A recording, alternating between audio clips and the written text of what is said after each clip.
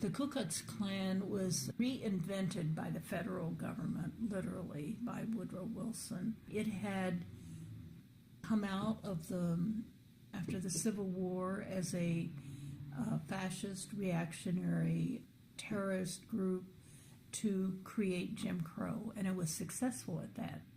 And then all of the offices, every local office, the governorship, senators, and congressmen, they were all Jim Crow, segregationists. So they didn't need the Klan anymore.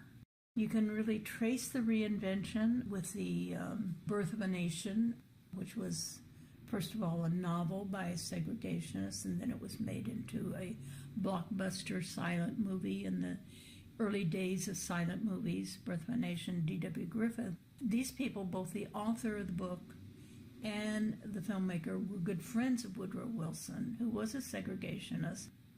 And that movie was premiered in the White House. And it was lines around the block in every town and city in the country of people seeing that movie. It's a racial hatred movie that depicts the righteousness of the Ku Klux Klan. It's about the early Klan. So this, took off. People started forming clans. The Klan was literally recreated. From my work in Central America in the 1980s and the formation of death squads in El Salvador and Guatemala, I looked at that and I said, that's the purpose the Klan served. It was a parallel institution of the police in Central America. They wore masks, but they were often just army people, doing this at night and with a full green light from the authorities. Only 1 year before the strike in San Pedro, Los Angeles District Attorney Thomas Lee Woolwine raided Klan headquarters and seized their records. He was shocked to discover that the head of the LAPD, Louis D. Oakes, was himself a member. It was a nationwide problem. The Portland Telegram reported that the police bureau was full to the brink with Klansmen, while in Colorado, KKK members included several state senators, the Secretary of State, 4 judges, and scores of police. In San Pedro, members of the Klan arrived in gangs to intimidate strikers on the docks, both with and without their hoods. In response, workers began to assemble on a parcel of land overlooking the harbor. They named it Liberty Hill. One frequent speaker was the Los Angeles-based writer and socialist Upton Sinclair, author of the 1906 novel, The Jungle.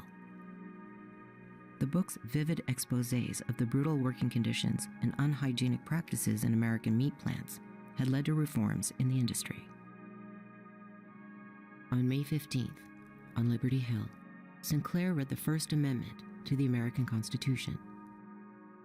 Before he could finish, he was arrested by the LAPD.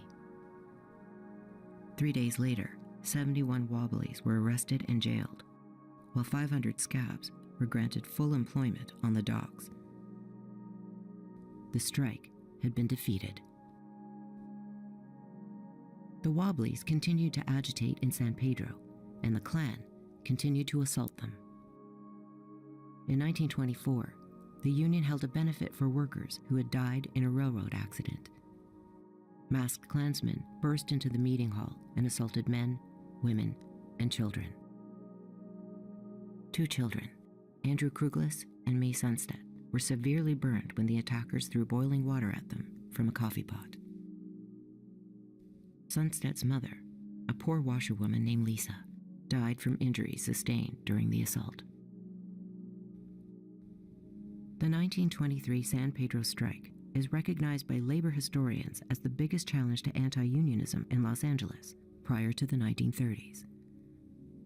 However, its failure also signified the decline of the Wobblies, as well as the broader anarchist movement in the United States.